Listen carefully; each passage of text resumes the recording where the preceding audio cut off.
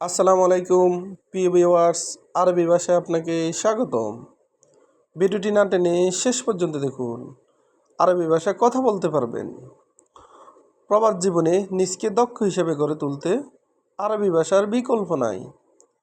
আরবি ভাষা শিখে বেশি টাকা ইনকাম করুন।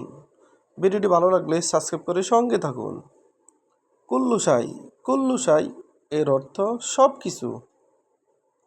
আমরা বলি সব কিছু, আরবিতে বলতে হবে কুল্লু শাই তার মানে সব কিছু। কামাবগা এর অর্থ কত লাগবে। আমরা বলি কত লাগবে, আরবিতে বলতে হবে কামাবগা তার মানে কত লাগবে। কাম এর অর্থ কত, আবগা এর অর্থ লাগবে। মাইয়াবগা এর অর্থ লাগবে না, মাইয়াবগা এর অর্থ লাগবে না। আমরা বলি লাগবে না, আরবিতে বলতে হবে মাইয়াবগা। আবগা এর অর্থ লাগবে, মাই এর অর্থ না, মাই আবগা তার মানে লাগবে না। অয়েনরু এর অর্থ কোথায় যাও। আমরা বলি কোথায় যাও, আরবিতে বলতে হবে অয়েনরু তার মানে কোথায় যাও। অয়েন এর অর্থ কোথায়, রু এর অর্থ যাও। মাররাতাকির এর অর্থ অনেক দেরি। আমরা বলি অনেক দেরি, আরবিতে বলতে হবে মাররাতাকির তার মানে অনেক দেরি। মাররা এর অর্থ অনেক, তাকির এর অর্থ দেরি, মাররাতাকির তার মানে অনেক দেরি।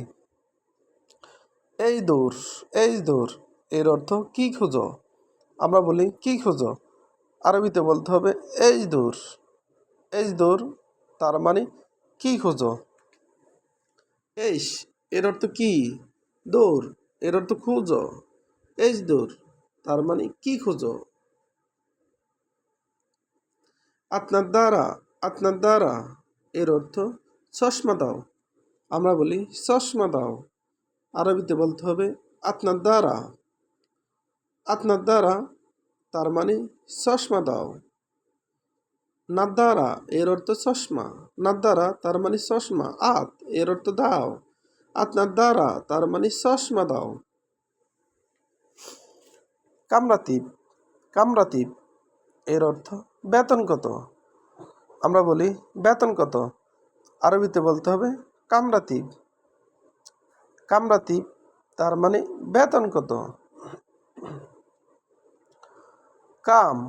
কাম এর অর্থ কত। রাতিব এর অর্থ বেতন, রাতিব তার মানে বেতন, কামরাতিব তার মানে বেতন কত। কামসা এর অর্থ কয়টা বাজে। আমরা বলি কয়টা বাজে, আরবিতে বলতে হবে কামসা। সা এর অর্থ কয়টা, কাম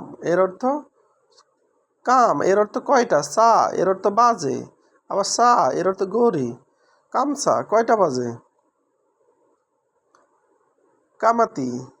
কামাতি এর অর্থ কত দিবেন। আমরা বলি কত দিবেন, আরবিতে বলতে হবে কামাতি তার মানে কত দিবেন। কাম এর অর্থ কত, কাম তার মানে কত। আতি এর অর্থ দিবেন, কামাতি তার মানে কত দিবেন। আনাকালাম এর অর্থ আমি বললাম। আমরা বলি আমি বললাম, আরবিতে বলতে হবে আনাকালাম তার মানে আমি বললাম। আবার আনাকালাম এর অর্থ আমার কথা। আনা এর অর্থ আমি, কালাম এর অর্থ কথা, কালাম তার মানে কথা, আনাকালাম তার মানে আমি বললাম বা আমার কথা।